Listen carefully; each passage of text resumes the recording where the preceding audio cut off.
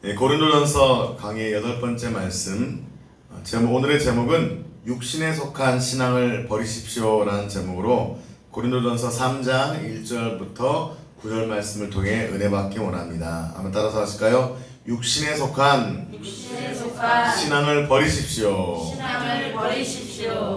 이 복음 안에서 거듭난 성도, 그러니까 예수를 구세주와 주인으로 믿고 성령 받아 거듭난 성도는 영적인 삶을 살아가게 됩니다. 물론 처음에는 어린아이 신앙에서 차차 자라게 됩니다. 어린아이 신앙을 무조건 잘못했다고 하면 안 됩니다. 왜요?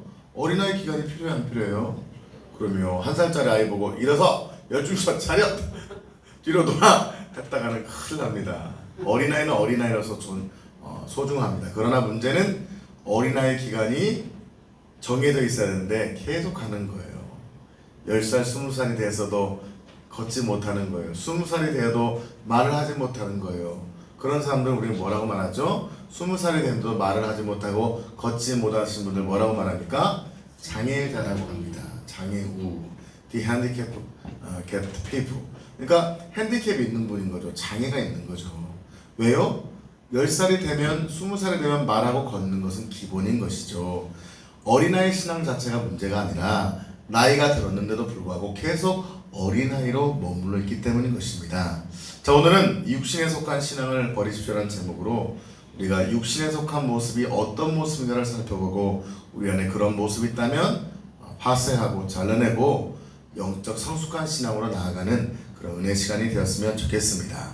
자, 우리가 저번에 배웠던 것을 잠깐 복습하면 하나님 관점에서 보면 인생에는 3가지 유형의 사람이 있다고 했습니다. 2장 14절에 보면 세상적인 사람, 그런 사람을 뭐라고 말하죠? 자연인이라고 합니다. 육에 속한 사람은 무엇입니까? 2장 14절 같이 한번 읽어보면 육에 속한 사람은 하나님의 성령의 일들을 받지 아니하나니 이는 그것들이 그에게는 어리석게 보이며 또 그는 그것들을 알 수도 없나니 그러한 일은 영적으로 분별되기 때문이라. 육에 속한, 육신에 속한 크리스찬과 달라요. 육신은 natured people, 그러니까 자연적인 어떤 본능이 이끄는 사람인 거예요. 물론 도덕과 윤리와 교육을 통해서 높은 수준의 도덕률에 오를지 모르지만 여전히 하나님 보기에는 그 도덕률조차도 뭐인 거예요? 육적인 거예요? 영적인 거예요? 육적인 거죠. 자연인인 거죠. 하나님과 상관이 없는 것이죠. 그런 분이 교회에 와서 예배를 드릴 수 있어요. 심지어 그런 분들이 목회자가 될 수 있어요. 그럼에도 불구하고 그 자연인은 성령을 거듭나지 못한 자는 하나님과 상관이 없다는 것입니다. 육에 속한 자의 특징은 너무나 잘 아시죠? 성령의 일을 알지 못합니다. 성령에 대해서 말하면 이해하지 못합니다. 깨닫지도 못합니다. 천국과 지옥이 믿어지지 않습니다. 여러분, 천국과 지옥이 여러분 믿어지십니까? 아멘. 그게 왜 말이 안 되죠? 안 봤는데 어떻게 알아요? 영으로 성령으로 거듭난 자는 믿어지는 거예요. 아멘. 성령의 음성이 들려지고 하나님의 사랑을 얘기해도 이해해요? 못해요? 못해요. 십자가가 어떤 거예요? 그냥 한 청년이 죄수없게 죽은 장소로밖에 이해할 수 없는 것이 바로 십자가입니다. 도덕률로 보면 십자가에 죽은 예수는 훌륭한 사람일 수 있을지 모르지만 그는 한낱 인간에 불과한 것입니다. 그는 하나님과 상관이 없는 사람, 바로 이 세상적인 사람, 자연입니다. 두 번째 사람이 있습니다. 바로 하나님이 기뻐하신 사람, 성령에 속한 크리스찬입니다.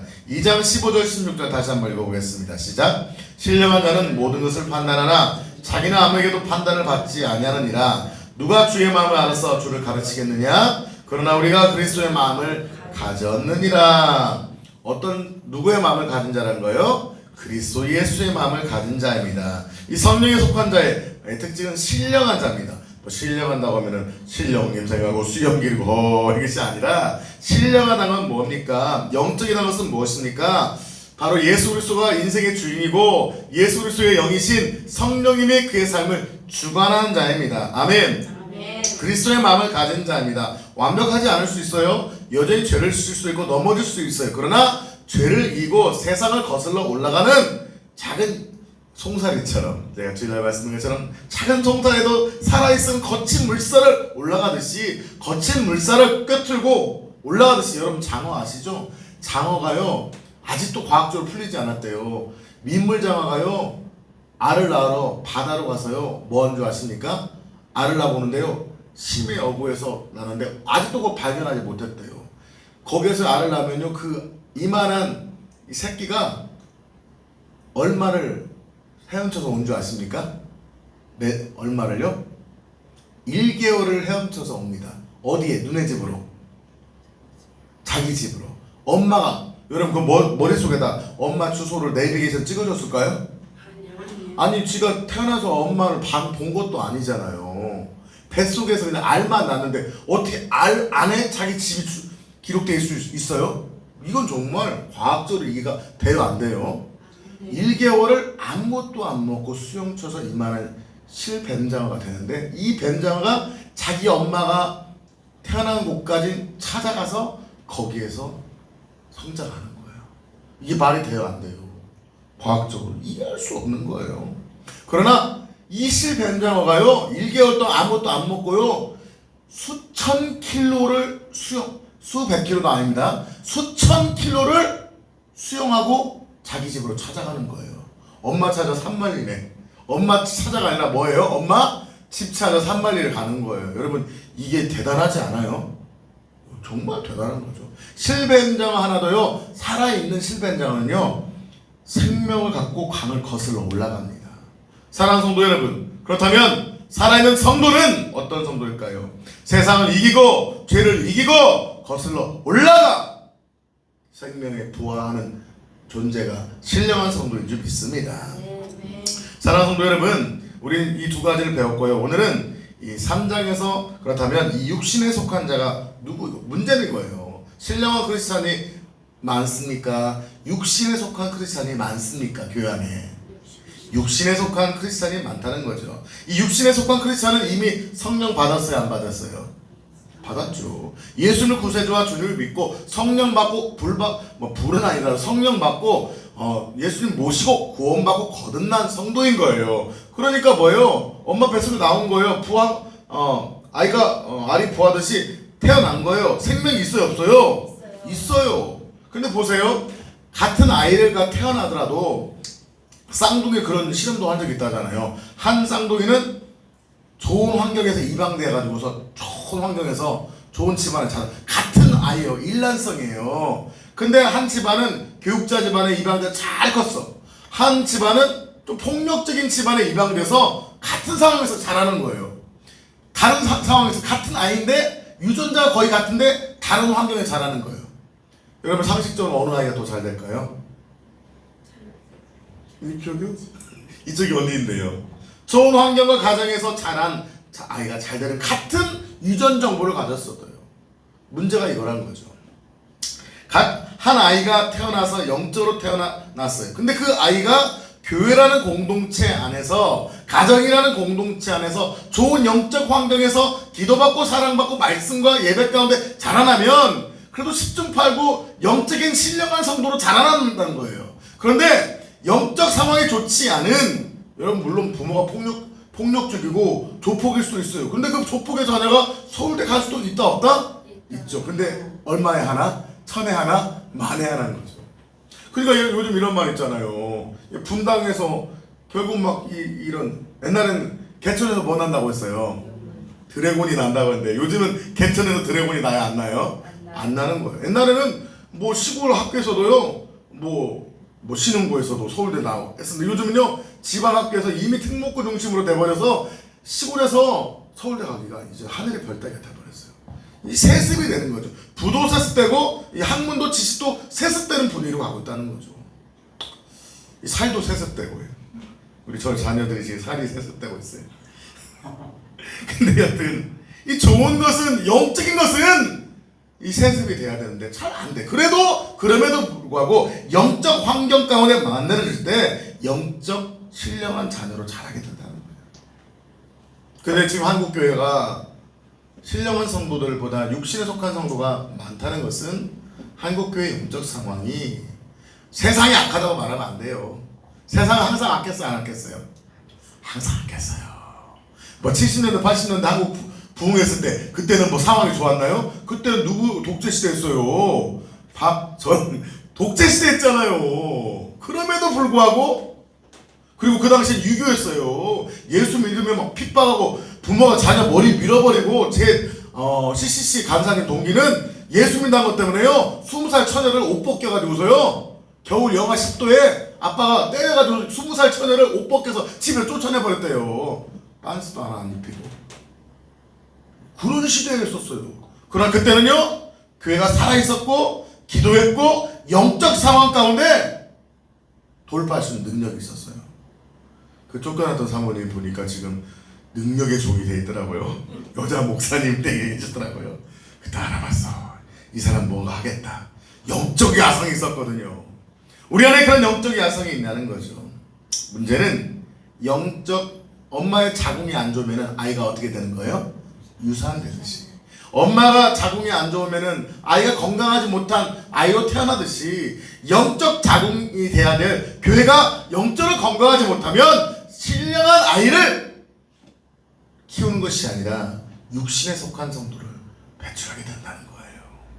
자, 이 육신에 속한 성도의 삶을 다시 한번 살펴봅시다. 3장 1절부터 3절까지 말씀 먼저 한번 읽겠습니다. 시작. 형제들아, 내가 신령한 자들을 대함과 같이 너에게 말할 수 없어서 육신에 속한 자 곧 그리스도 안에서 어린아이들을 대함과 같이 하노라. 내가 너희를 젖으로 먹이고 밥으로 아니하였노니 이는 너희가 감당하지 못하였거니와 지금도 못하리라. 너희는 아직도 육신에 속한 자로다. 너희 가운데 시기와 분쟁이 있으니 어찌 육신에 속하여 사람을 따라 행함이 아니리요. 신령한 성도를 얘기하면서 이제는 사도 바울이 바로 이 고린도 교회가 육신에 속한 모습을 이야기하고 있습니다. 문제는 이거예요. 아까 말씀드렸죠. 어린아이가 어린아이 짓 하는 건 괜찮아요. 그런데 곧 그리스도 안에서 어린아이를 대함과 같이 하노라 하면서 아직도 육신에 3절 보면 너희는 아직도 육신에 속한 자로다. 아직도란 건 뭐예요? 이제는 사도 바울 관점에서 보면 몇 년 예수님 믿고 은혜 받았으면 이제는 어떻게 되는다는 거예요? 신령한 성도로 자라나야 된다는데도 아직도라는 거예요. 자, 육신에 속한 성도의 특징 한번 1절에서 다시 한번 볼까요? 형제들아, 내가 신령한 자를 대함과 같이 너에게 말할 수 없어서 육신에 속한 자 곧 그리스도 안에서 어떤 사람? 어린아이들 대함과 같이 하노라. 자, 첫 번째 육신에 속한 자의 특징입니다. 뭐라고요? 영적으로 어린아이입니다. 어린아이. 자, 어린아이의 특징은 무엇일까요? 어린아이들의 특징은 뭐예요? 갓난아기부터 어린아이, 이 2-3살짜리, 3-4살짜리 아이의 특징이 뭐예요? 말 잘 들어요? 이기적이죠. 누구 중심적? 자기 중심. 뭐 하나 뺏어 먹었다 난리 나죠. 부모님의 뜻에 관심이 많죠. 우리 부모님의 마음을 기쁘게 해드리라. 3살짜리가 부모님의 마음을 기쁘게 하려고 한 것은 걔는 안 돼요. 아이 성인이에요. 그런 애들 나중에 큰일 납니다. 안 좋습니다. 부모님의 관심 없어요. 자기의 필요가 전부예요. 배부르면 뭐하고? 웃고, 배고프면 울고, 금방 울고 금방 이 감정의 기복이 심합니다. 또 뭐예요? 동생을 사랑해주면 형이 좋아요, 안 좋아요? 아, 우리 부모님은 내리 사랑하시는구나. 그래, 내가 충분히 사랑을 받았으니 둘째, 셋째도 사랑을 받아야 되지. 나는 3살이지만 나는 성숙해. 그럴까요? 이 어린아이의 특징은 뭐가 많아요? 시기 질투가 많아요. 다른 형제자매를 사랑하면 시기하고 질투합니다. 자기가 가장 사랑받고 싶은 거예요. 물론 이것보단 낫죠. 생존을 포기하고, 그래요 부모님 사랑해주던 말던 난 득도했습니다. 이것도 문제죠. 그래서 나아요. 그만큼 사랑받고 싶다는 건 뭐예요? 아직 살아있는 거예요? 죽은 거예요? 봐봐요. 다 죽어봐요. 사랑받고 싶은 관심도. 여러분, 간혹 3만원이면 아이에게 뭐 한 달 동안 먹을 것을 줄 수 있습니다. 그러면 TV 나오잖아요. 그럼 보면은 아이들의 표정들이 막 살려고 몸부림친 표정이에요. 아프리카 아이들 어때요? 눈이 풀렸어요. 눈이 커요? 눈이 크죠. 아무 힘이 없잖아요. 살 의지가 없는 거죠. 여러분, 그래도 사랑받으려고 시기 질투하는 그래도 살아있는 증거입니다. 사랑 안 받고 포기한 것보다 낫죠. 그러나 살아있으면 당연히 성장 가능성이 있는 거죠. 그래도 이 어린아이의 장점은 뭐예요? 철은 없어도 누구의 기쁨이 돼요? 부모님의 기쁨이 안 돼요? 그죠. 존재만으로도 간단합시다. 하나님은 내가 철이 없어도 내 존재만으로 기뻐하십니다. 스가랴 3장 10절 아시죠? 하나님께서 나를 보실 때 내 존재만으로 나의 하나님 여호와가 너희 가운데 계시니 그 나를 창조하신 하나님이 내 존재만으로 나를 기뻐하신다고 말씀하십니다. 할렐루야. 그러나 어린아이는 반드시 자라나야 된다는 거죠.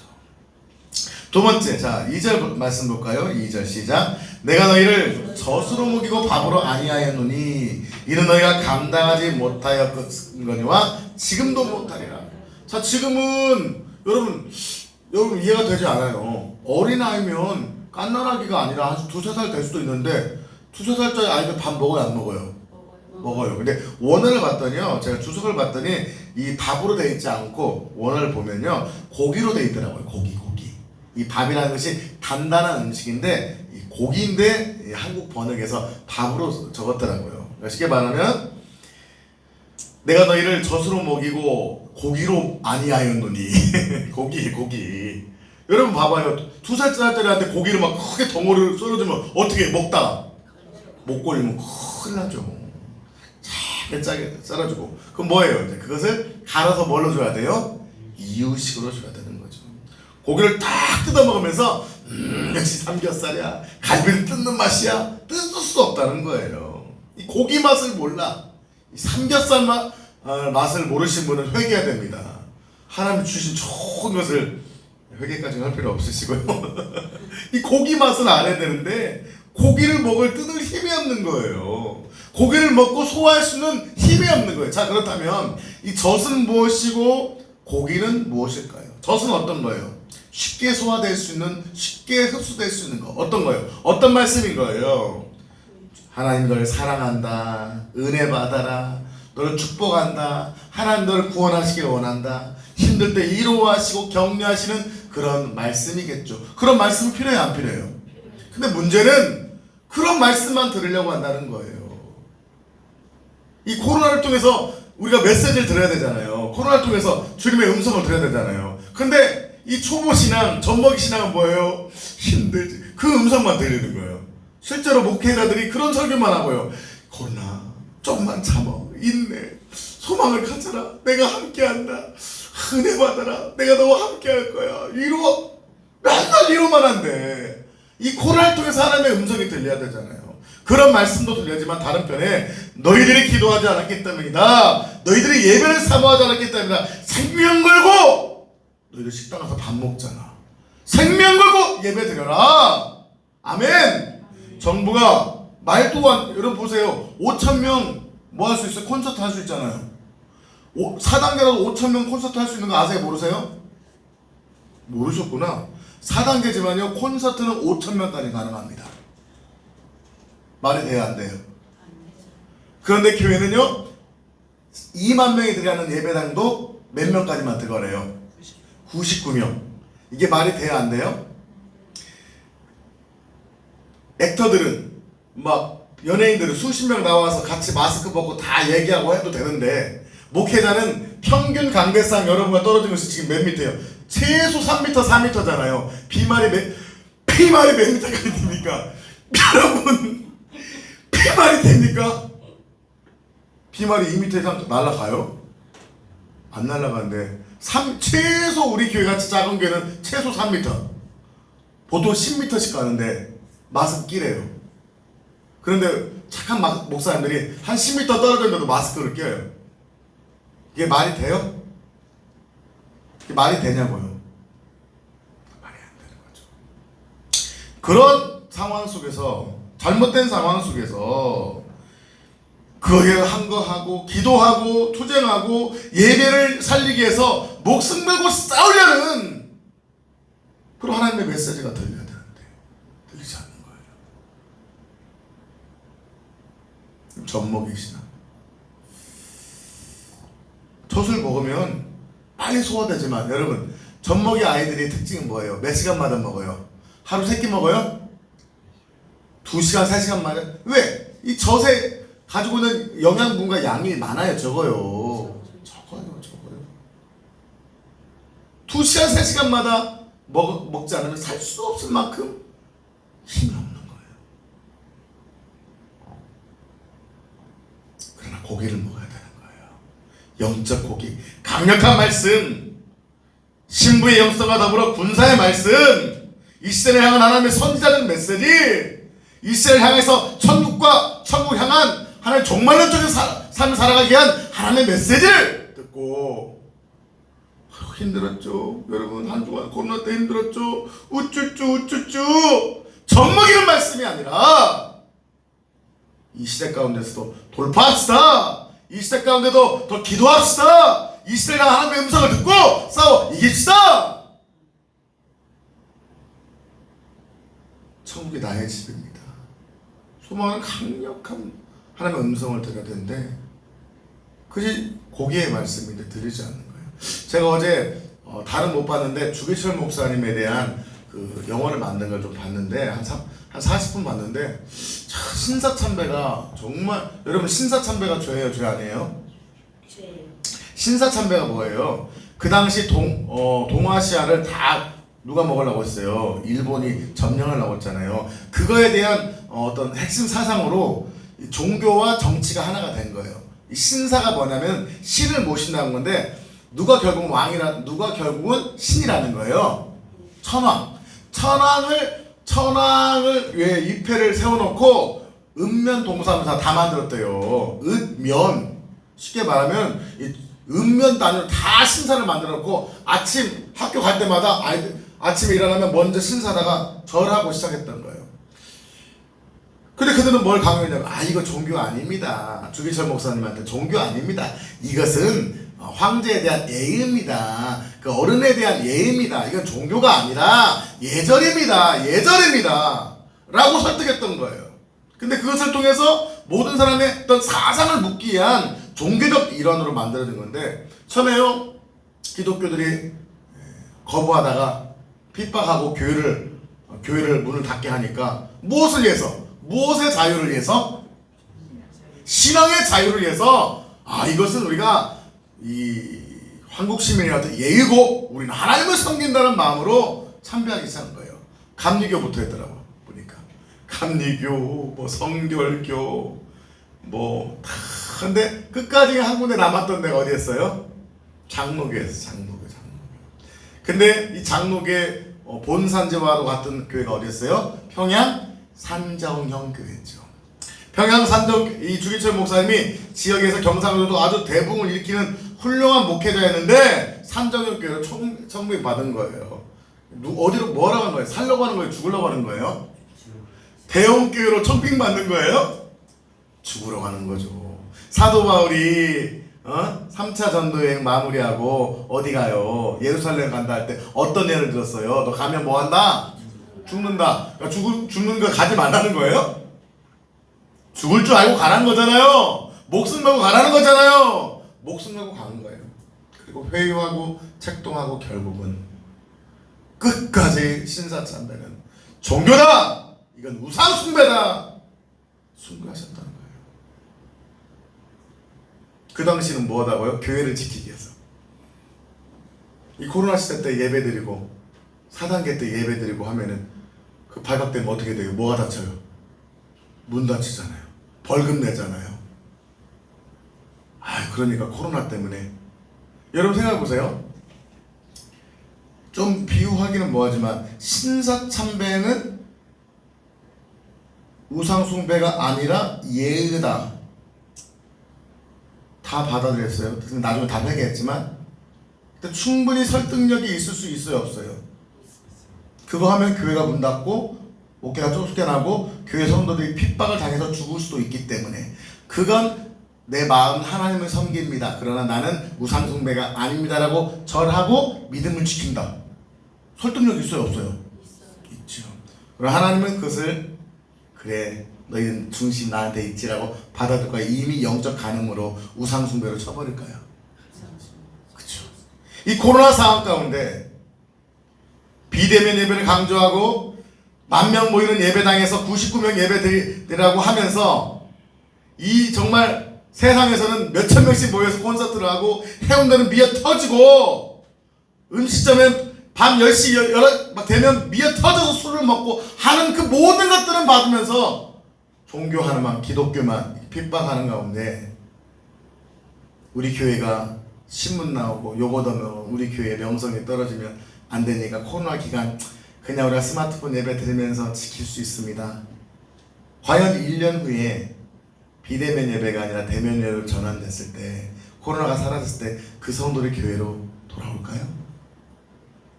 그리고 여러분, 그들에게 신앙을 강요할 수 있을까요? 목회자가? 이미 끝났다고 생각해요. 저는 정말 충격이었어요. 저번 주에 하나님한테 하나님 한국교회 구원 얻을 자를 하나님께 질문하면서 너무 충격받았어요. 구원 얻을 자를 너무나 적어요. 그리고 하나님의, 우린 보통 800만으로 성도를 생각하잖아요. 보통 지금 줄어들어서. 하나님의 마음은요 800만이 아니에요.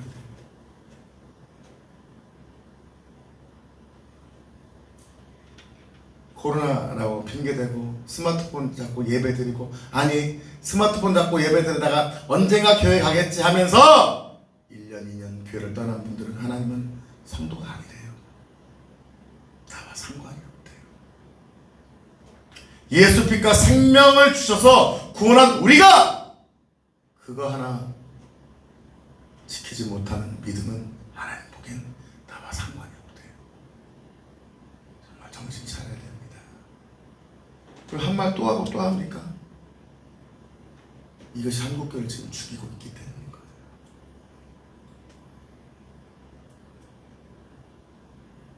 제가 대형교회 목사라면 문 닫히면서 싸우면서 하면서 선포하고 방송 매체를 타는 목사라면 계속 얘기할 텐데 아직 그러지 못하기 때문에 저는 말할 수 없지만 제가 있는 자리에서 외칠 뿐인 거예요. 왜?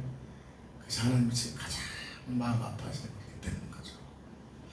사랑하는 성도 여러분, 우리는 영적 고기를 먹을 수 있는 신앙이 되어야 될 줄 믿습니다. 젖을 먹는 신앙의 방법은 이것입니다. 예수를 믿습니다. 기도 생활하고 은혜 받고 응답 받고 축복 받고 위로 받고 신앙입니다. 끝. 그러나 주님의 방식은 무엇입니까? 예수를 믿습니다. 성령의 충만을 받습니다. 능력을 받습니다. 복음 위하여 생명을 겁니다. 어려움이 와도 고난이 와도 승리합니다. 때에 따라 주님이 축복할 수 있습니다. 그러나 주님이 너무 사랑하셔서 축복을 주지 않고 순교의 제물로도 사용할 수 있습니다. 사도 바울처럼. 여러분, 가장 천국에서 높은 위치에 있고 가장 신약시대 때 상식적으로 가장 인정받고 사랑받고 높임받는 사람이 누굴까요? 저는 사도 바울, 베드로가 아닐까 생각합니다. 안 가봤지만 순교당했잖아요. 그래서 말하자면 극단으로 갑니다. 축복 하면 이거 너무 이건 세속적이다. 이 사람 무조건 죽어야만 된다. 축복 아니에요. 축복할 수도 있어요. 아멘. 잘 돼야 돼요. 아멘. 초대교회 성도도 치유 받았어요? 안 받았어요? 물질 나누고 하나님의 충분한 은혜를 누렸어요? 안 누렸어요? 너무 막 순교적 신앙 가신 분들은 막 축복 얘기하고 치유 얘기하면 마치 이단적으로 말해요. 그것도 이단이죠. 가장 많이 치유하신 분이 누구예요? 가장 많이 먹이시고 돌보신 분이 누구예요? 예수님처럼 위로 먹여야죠. 교회가 축복을 받아서 먹여야 되죠. 예수님이 가난했을까요? 아니에요. 돈깨 맡은 자가 있었다는 건 뭐예요? 그래도 마이너스 했던 거예요? 플러스 했다는 거예요? 여러분, 마이너스가 많으시잖아요. 플러스 인생이 있었어요. 예수님은요 플러스였지만 건강도 있었고 능력도 있었지만 나누고 하나님 나라에서 고난받기까지 고난에 동참하셨던 거죠. 우리 능력 받아야 돼요. 아멘. 축복 받아야 돼요. 아멘. 말씀의 능력과 축복을 받고 교회도 더 성장하고 부흥해야 돼요. 더 많은 영혼들을 해서 우리 예수 작가가 더 부흥해야 돼요. 왜요? 주기 위해서, 살리기 위해서. 아멘. 예수님처럼 가르치고 전파하고 치유하여 열방을 복음화시키기 위해서 그런 축복을 누리는 수도 있지만 하나님 고난에 동참하려면 목숨 드리는 거예요. 이 축복과 고난은 충돌하지 않습니다. 근데 너무 축복파는 고난을 싫어하고 너무 고난파는 축복을 싫어해요. 같이 따라서 합시다. 축복과 고난을 겸하여 받읍시다. 겸하여 받으시기를 축복합니다. 여러분 또한 어린아이는요, 세 번째 뭐예요? 3절 같이 한번 읽어볼까요? 시작. 너희는 아직도 육신에 속한 자라라. 너희 가운데 시기와 분쟁이 있으니 어찌 육신에 속하여 사람을 따라 행함이 아니려. 이 어린아이의 특징은 뭐예요? 시기와 분쟁이 있어요. 이 자기중심적이라는 거죠. 이 자기중심적인 아이들의 특징은 자기의 욕망과 이루를 원합니다. 그런데 조금만 다른 성도들이 사랑받으면, 다른 자녀들이 사랑받으면 싸웁니다. 막 싸웁니다. 그래서 충분한 사랑이 필요한 거예요. 싸울 수 있죠. 싸우면서 막 시기 질투하고 할 수 있죠. 그러나 옛날엔 자녀들 많이 키우니까 막 싸우고 막 하다가 서로 이제 뭘 배워요? 야, 내가 다 먹을 수 있다 없다? 없다. 다 먹으려면 맞는구나. 그래서 뭘 배워요? 서로 나눠 먹는 걸 배우는 거예요. 치킨 한 마리 갖고 8명이 먹었는데 어떡해. 나눠 먹는 걸 배워. 근데 요즘은 하나만 나니까 지가 다 독차지하니까 자기밖에 몰라. 자기밖에. 멘탈도 강해요, 약해요? 약해요. 옛날에 보세요. 우리 안에 막 7명, 8명이 막 사니까 자녀들이 서로 막 부딪히면서 강해지는 거예요. 근데 요즘은 1명, 2명 키우니까 다 부모님 해주니까 멘탈이 약해, 멘탈이 나가신 분들이 많잖아요. 약해. 시기와 분쟁이 있어도 건강한 공동체는 조정하고 흡수하면서 성숙하게 될 줄 믿습니다. 그런데 이 고린도 교회는요, 어디까지 갔어요? 시기와 분쟁이 어디까지 가냐면요, 당파까지 가버린 거예요. 무슨 파? 바울파, 아볼로파, 누구파? 베드로, 게바파, 또 무슨 파? 예수파까지 갔어요. 제가 옛날에 말씀드렸죠. 누가 제일 꼴통이 나와요? 제일 문제 나와요? 예수파가 왜 문제야? 니네 말 안 들어. 난 예수님만 말만 들어. 아이고, 바울이 뭐 별거야? 아볼로? 아이고, 머리만 지식적이 돼. 입만 살아가지고 개바? 영성은 있는데 지성이 떨어져. 바울? 능력은 있는데 입이 버벅거려. 비판하면서 나는 하나님만 믿어하면서 누구 말도 듣지 않는 제국 교만한 사람이 무슨 파라고 했어요? 그리스도파라고 했죠. 난 왜 그리스도파가 뭐가 문제가 있는가 했더니 제일 교만했어. 자, 누구 말도 안 듣고 난 주님 음성만 듣는다? 진짜 교만한 겁니다. 제가 그랬었습니다. 나는 목사님 말씀 안 듣고 주님 말씀만 들을 거예요. 주님 직접 말씀해 주세요. 말씀 안 해주시더라고요. 말씀을 들으면 들을수록 뭐 하는 거예요? 더 교만해지니까. 주님의 음성은 목사님의 음성이야. 아멘. 진짜요? 교만한 겁니다. 그렇습니다. 목사님을 통해 말씀해 주시고 하세요 하면 그런 분들은 나중에 누구 음성도 듣는 거예요? 하나님 음성도 듣는 거예요. 할렐루야. 내가 못 들을 때는 목사님을 통해서 주어지는 음식을 먹고 그 젖을 먹고 그냥 고기를 젖을 먹는 게 뭐예요? 목사님이 깨닫면서 미움으로 먹인 걸 먹고 성장해지면 이제 고기를 먹는 거예요. 스스로 음성도 듣는 거예요. 아멘. 여러분 젖 안 먹고 고기 먹을 수 있어요? 바로? 나는 아무것도 안 먹겠다. 고기 먼저 뜯을 거야. 굶어 죽습니다. 주의 종의 말씀을 듣고 교회의 건강한 양육 시스템을 통해서 양육 받는 사람이 음성도 듣고 하는 거야. 하나님의 주의 종의 말씀이 안 들리고 성경 공부를 해도 말씀이 안 들리는 것은요, 이미 문제가 있는 거예요. 차근차근 쌓아야 돼요. 할렐루야. 저도 하나님의 음성을 듣고 하지만 그냥 된 게 아닙니다. 저는 수년 동안 큐티하고 수년 동안 성경 공부하고 성경을 통독하며 성경이 뭐라 말씀하는가를 다 나름대로 연구한 후에 주의 음성을 듣는 거예요. 아멘. 갑자기 떨어져서 하나님이 이렇게 해라, 어디로 가라 마라, 위험합니다. 젖을 먹는 것은 나쁜 거예요? 좋은 거예요? 좋은 거예요. 근데 고린도 교회는 문제가 뭐예요? 젖만 먹고 있기 때문인 거죠. 자, 그렇다면 이 시기 질투하는 교회, 참 이게 문제죠, 문제. 시기와 질투의 실제적인 고린도 교회의 구체적 사례가 3절의 이야기를 사례를 4절부터 9절까지 얘기하고 있는 거예요. 그러니까 사도 바울은 지금 그들이 어떤 젖먹이 신앙 이런 것보다 지금 뭐에 대해서 더 속상했던 거예요. 시기 질투하는 것 때문에, 분쟁 때문에 속상했던 거죠. 자, 4절 5절 한번 읽어볼까요? 시작. 어떤 이는 말하되 나는 바울에게라 하고 다른 이는 나는 아볼로에게라 하니 너희가 유대 사람이 아니리요. 그런즉 아볼로는 누구의 무엇이며 바울은 무엇이냐? 그들은 주께서 각각 주신 대로 너희를 위하여 믿게 한 사역자들이니라. 지금 막 바울은 뭐 게바나 그리스도파를 얘기하지 않고 있죠. 왜? 바울이 게바를 얘기하는 것은 예의가 아니잖아요. 또 그리스도를 얘기하면서 그리스도파를 얘기하는 것이 예의가 아니기 때문에 그래도 자기 권위에 있었던 사람. 왜? 아볼로가 누구예요? 누구의 제자예요? 사도 바울이 복음을 전해서 키웠던 제자잖아요. 그래서 아볼로파에 대해서 얘기하면서 말합니다. 자 보세요. 나는 바울파다. 나는 아볼로파라니 너희가 육의 사람이 아니려. 팔을 가르면서 무언가 자기가 옳다고 하는 것 자체가 뭐다? 하나님 보시기에는 뭐다? 육적인 거다.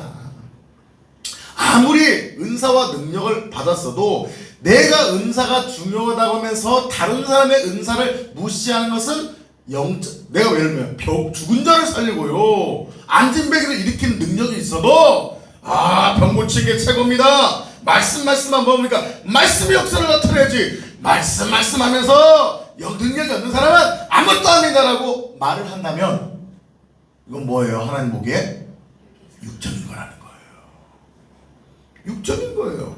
보세요. 바울은 어땠어요? 아까 말씀드렸죠? 엄청난 은사와 능력이 있고 신학이 있었어요. 그러나 뭐가 약했어요? 설교가 약했잖아요. 아볼로는 엄청난 운명과 수사학이 있었고 말씀을 정말 잘 가르치는 말씀의 제자 훈련에 탁월했던 사람이에요. 근데 바울이 아볼로를 비판. 그러면서 이런 분도 있잖아요. 말씀이 중요하지. 은사 능력이 아무것도, 그것보다 더 말씀이 중요하다고. 이 말씀 없이 막 이 은사에 막 비판하면서 성령 운동하면서 비판하면서 말씀입니다. 말씀 하면서 하나님의 성령 역사를 제한하고 무시하는 것도 하나님 보시기에 뭐한 거예요? 육적인 거라는 거예요. 따라갑시다. 남의 것을 비판하지 말고 나의 것을 소중히 여기고 남의 것도 흡수합시다.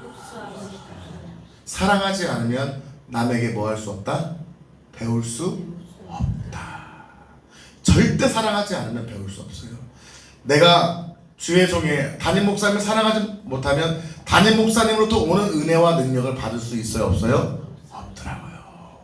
저도 하나님이 옮기면서 훈련시켰어요. 근데 제가 교만할 때 내가 그 목회자의 단점을 보면서 비판하면요, 절대 그곳에 좋은 것을 못 받더라고요. 근데 하나님이 A, B, C, D 부교육자를 시키면서 훈련시키는 이유가 뭡니까? 그 목사님이 너무 못돼서 못된 것만 배우라고 하겠습니까? 그 목회자가 부족한 부분도 있지만 그 담임 목사님의 장점이 있어요? 없어요? 뭔가 있단 말이죠. 그러면 그것을 가서 배우라고 보낸 것이지 그 목사님 비판하고 욕하다 나오라는 게 아니잖아요. 근데 많은 부교육자들이, 저도 철이 없어서 좋은 것을 보기보다는 부딪히는 거에 대해서 힘들어하면서 비판했던 것이 더 많았던 것 같아요. 그 배우지도 못할 뿐만 아니라 사랑도 받아요, 못 받아요? 못 받더라고요. 육의 사람은요, 배우는 자가 아니라 비판하고 자기가 옳다고 하는 자입니다. 그러나 영의 사람은요, 내가 부족해도, 상대방이 부족해도 그로부터 배우는 자가 영의 사람인 줄 믿습니다. 정말 성인 군자는 이런 말을 하잖아요. 아이들한테도 뭐 할 게 있다? 배울 게 있다. 자, 5절. 아볼로는 무엇이냐? 바울은 무엇이냐? 그들은 주께서 각각 주신 대로 너희로 하여금 믿게 한 사역자들이나 하면서 사역자라고 하면서, 그렇다면은 어떻게 하는 것이 복음의 진리인가? 6절 7절 시작. 나는 심었고 아볼로는 물을 주었을 때 오직 하나님께서 자라나게 하셨나니 그런즉 심는 이나 물 주는 이는 아무것도 아니로되 오직 자라게 하시는 이는 하나님뿐이니라. 정말 이 6절 7절은 복음의 진리, 공동체를 세우는 진리가 기록되어 있습니다. 우리가 바라봐야 할 대상은 누구라는 거예요? 예수 그리스도, 하나님이라는 거예요. 우리를 자라게 하시는 근본은 하나님이라는 거예요. 나는 심었고, 뭘 심었죠? 씨를 심었잖아요. 그 씨가 뭐였어요? 복음. 뭐라고요? 복음의 씨를 심었잖아요. 근데 씨를 심고요, 물 안 주면 어떻게 돼요?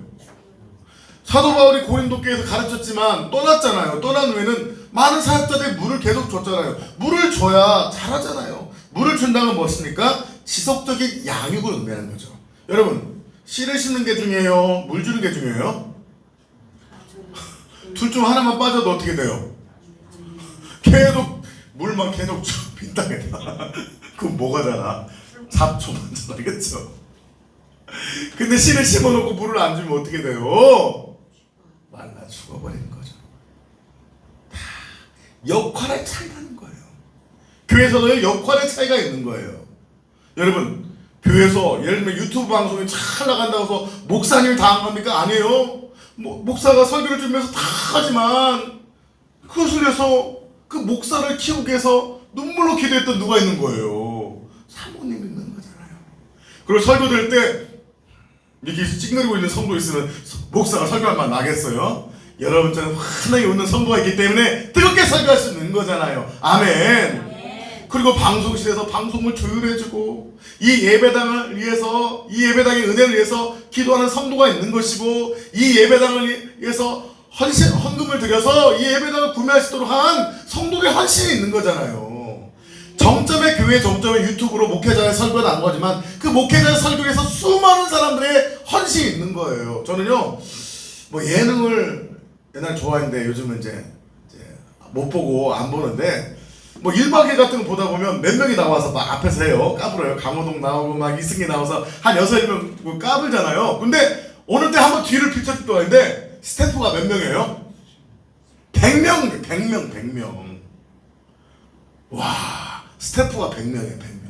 그 6명이 까불까불하고 있는 것 같지만 그것을 위해서 수백 명, 보세요. 100명이 찍고요. 그 테이프 가져오면요, PD들이 한 5명, 6명 붙어서요, 일주일 동안 날 새가면서 편집한대. 날 새가면서 그거 찍은 거 1박 2일 찍은 것을 갖다가 테이프 분량을 갖다가 막 24시간을 찍잖아요. 근데 한 10군데서 찍잖아요. 그러면 24 곱하기 10 하면 몇이에요? 240시간 찍은 거잖아요. 그것을 1시간짜리로 만들기 위해서 PD들이 밤새도록, 며칠 동안 밤새도록 편집한대요. 우리 유튜브는 그 정도까지 편집 안 해서 다행이네요. 그 하나의 방송을 위해서 1시간짜리에서 그 수많은 사람들이 뒤에서 헌신하는 거예요. 내가 꼭 심으려고 할 필요 없어요. 꼭 내가 물을 줘야 남아서 필요 없어요. 내가 뭔가 꼭 설교자가 되고 내가 꼭 장로가 되고 권사가 될 필요 없어요. 각자의 맡겨진 역할을 감당하면 되는 거예요. 왜 시기 질투하는 거예요? 왜 시기 질투한 거예요? 내가 뭐가 되고 싶다는 거야? 제구가 되고 싶다고 하는 교만함이죠. 다른 마음으로 좋은 편으로 보면 그만큼 뭐가 있는 거예요? 그 안에 열정이 있는 거죠. 그런 분들은요, 이렇게 하면 돼요.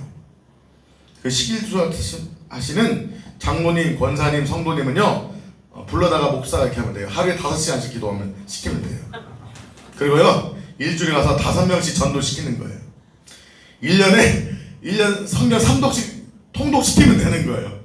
1년에 한 2주씩 휴가 얻어서 오지로 선교사를 보내면요, 시기질투 할까요?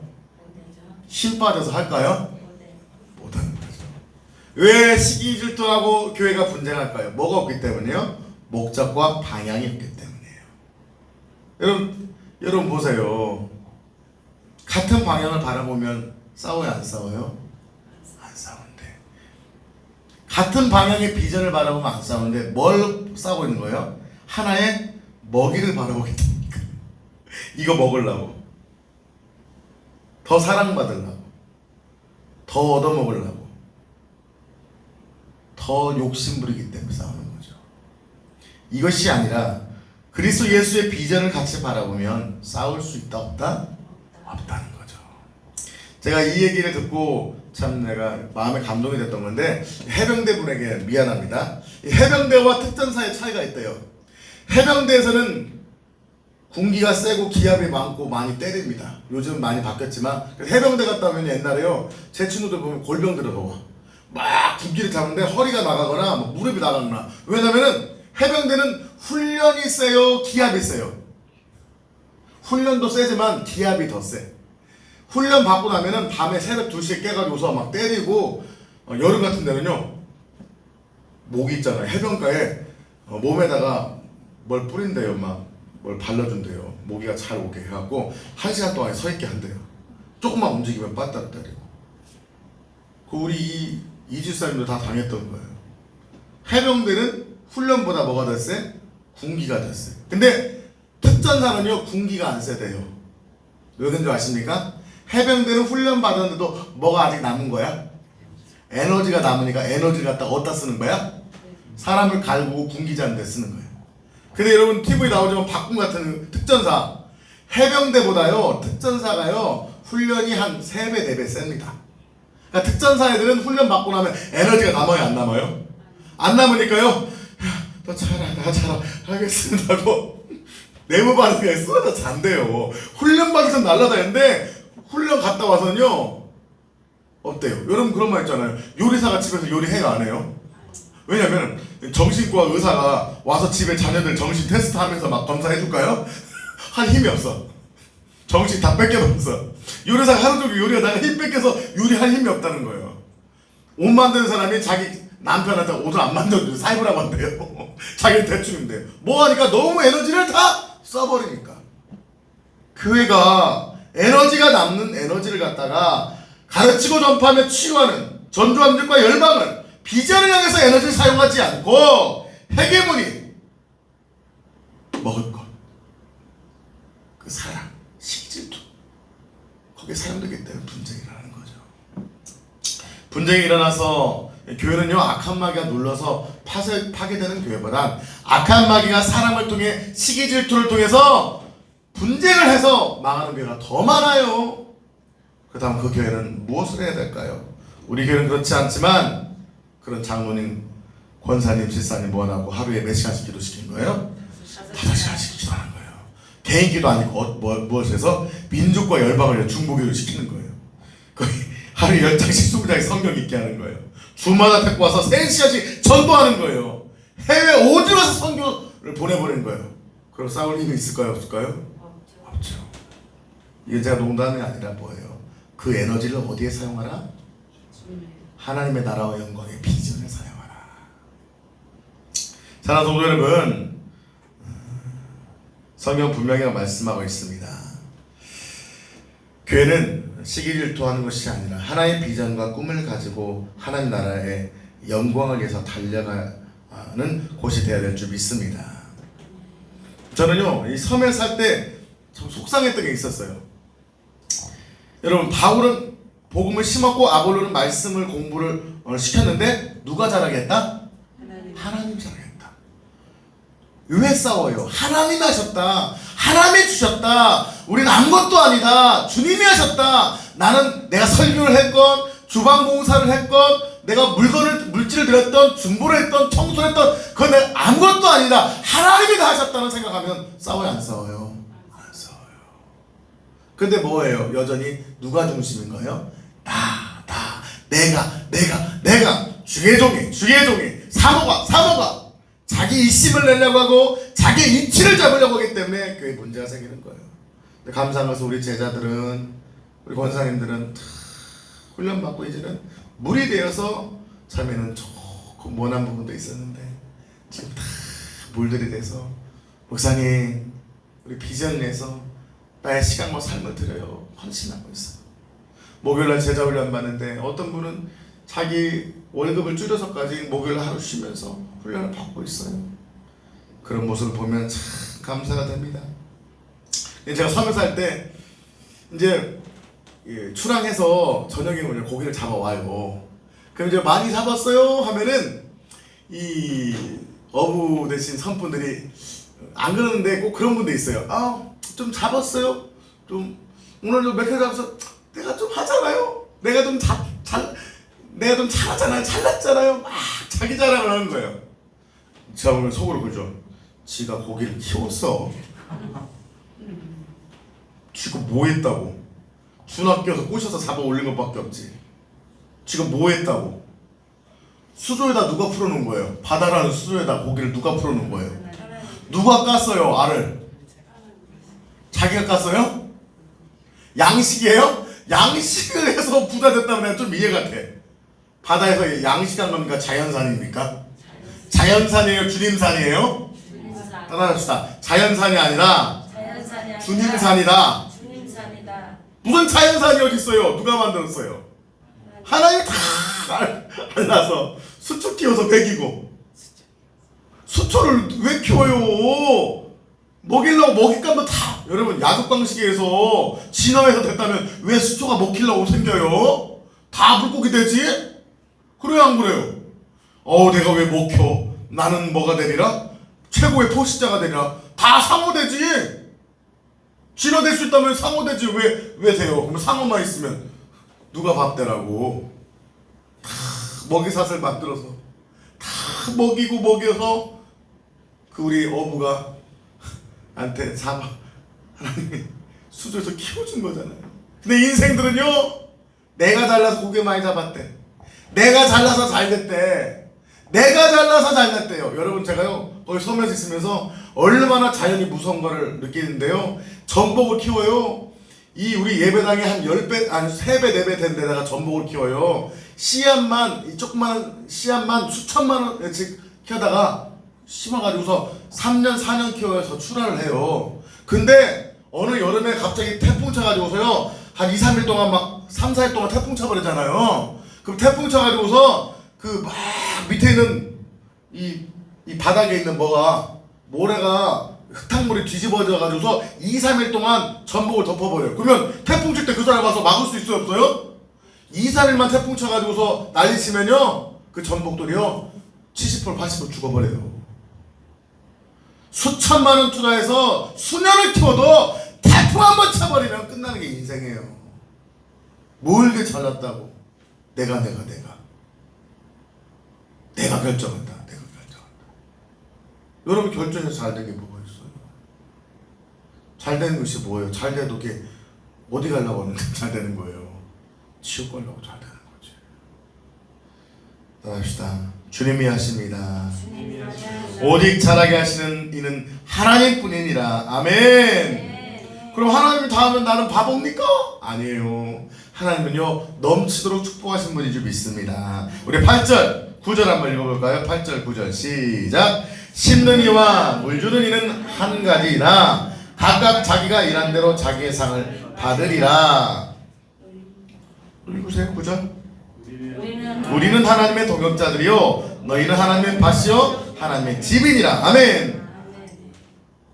그럼 우리는 아무것도 아닌가요? 아닙니다. 성경은 분명하게 말씀하고 있습니다. 하나님이 아신다.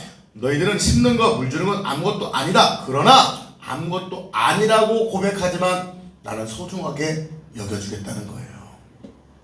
한 시간이란 품꾼의 싹을 동일하게 주신 것처럼 하나님은 좋으신 하나님, 우리가 한 것에 비하여 넘치도록 부어주신 분입니다. 아멘.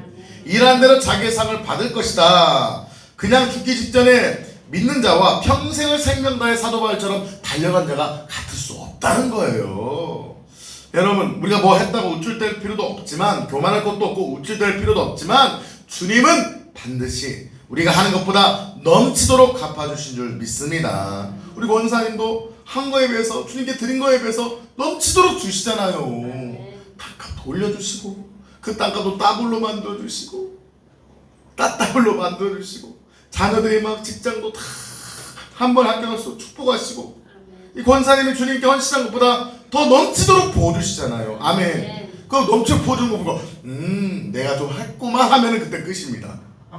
따라합시다. 나는 아무것도 아닌데 주는 왜 넘치도록 주십니까? 감사합니다. 여러분 같은 문장이지만요 완전 달라요. 내가 이렇게 봉사했는데 이렇게 넘치도록 부어주셨네. 그런 것을 보니 내가 좀 그러네. 이건 무엇입니까? 아웃입니다. 주님 아무것도 아닌데 난 이것밖에 못 드립니다. 그냥 주님이 넘치도록 부어주셨습니다. 나는 아무것도 아니오니 끝까지 주님만 바라보며 달려가겠습니다. 여러분 몇 마디 안 되는 문장이지만 1번과 2번은 하늘과 땅 사이예요. 그런데 안타깝게도 많은 분들이 1번을 좋아해요? 2번을 좋아해요? 1번을 가니까 결과는 망하는 거예요. 오늘 사도 바울의 이 어법이 문법이 이건 거예요. 초대교회 목사잖아요. 바울이 쉽게 말하면 고린도교회 담임 목사잖아요. 개척교회 담임 목사님이잖아요. 부흥한 교회 담임 목사님이잖아요. 근데 내가 뭐 했대요 안 했대요? 아무것도 아니라는 거예요. 나는 아무것도 아니라는 거예요. 이 교회가 200명 2,000명, 2만 명 모여도 박두라는 아무것도 아니라는 거예요. 야, 여러분 제자 훈련에 선신한 거, 교회 세운 거 아무것도 아니라는 거예요. 주님이 다 하셨습니다라고 외치는 거예요. 그러나 주님은 그래 네가 아무것도 아니야. 너희들 버릴 거야. 가 아니라 그러니 그래 난 너희들 넘치도록 축복할 거야. 넘치도록 축복한 거 보니 우리가 괜찮은가 봐요 하면 또 아웃입니다. 그때 뭐라고 말해야 되는 거예요? 주님이 하셨습니다. 주님만 영광 받아 주옵소서. 그런데 하나님이 어디까지 쓰신다? 끝까지 쓰신다. 이 영적 원리를 깨달으시길 축복합니다. 할렐루야. 말씀을 마치고 납니다. 그리고 주님은 우리를 뭐라고 말씀하셔요? 9절에서 하나님의 동역자고 밭이라고 말합니다. 집이라고 말합니다. 이 우리는 하나님의 동역자는 누구예요? 우리는 지금 누굴 얘기하고 있는 거예요? 사도 바울과 아볼로잖아요. 아볼로. 그러니까 지금 뭐예요? 교회에서 말씀을 싣고 말씀 가르치는 목회자, 죄종, 또는 교회로 말하는 우리 교회로 말하면 셀리더인 거죠. 아멘. 말씀을 가르치고 양육하고 훈련하는 목회자, 말씀 사역자인 거죠. 너희는 하나님의 밭이요. 그 말씀을 밭에 심고 밭에 심었다는 거예요. 즉 고린도 교회가 하나님의 밭인 거예요. 하나님의 집인 거예요. 아멘. 그래서 즉 주의 종은, 사역자는 말씀을 심고 기도하고 물을 주고 생명을 다해 양육할 때 밭된 교회는, 성도는 그 말씀을 받고 물을 머금고 빛을 받아 열매 맺어야 될 줄 믿습니다. 결론 뭐라는 거예요? 너희들이 시기질투하지 말고 뭐 맺어라? 뭐 맺어라? 열매 맺어라. 이 말씀 읽어주고 마칠게요. 요한복음 15장 1, 2절. 나는 참 포도나무요 내 아버지는 농부라. 물은 내게 붙어있어 열매를 맺지 아니하는 가지는 아버지께서 그것을 제거해 버리시고 물을 열매를 가지는 더 열매를 맺게 하려 그것을 깨끗하게 하리라. 열매 못 맺는 가지는 제거해 버린대요. 그러나 열매 맺고 하나님 사랑하고 순종하는 것들은 더 열매 맺을 수 있도록 축복하신다는 거예요. 저와 여러분이 그런 은혜와 축복을 누리는 귀한 주의 종들 되시기를 예수 이름으로 축복합니다.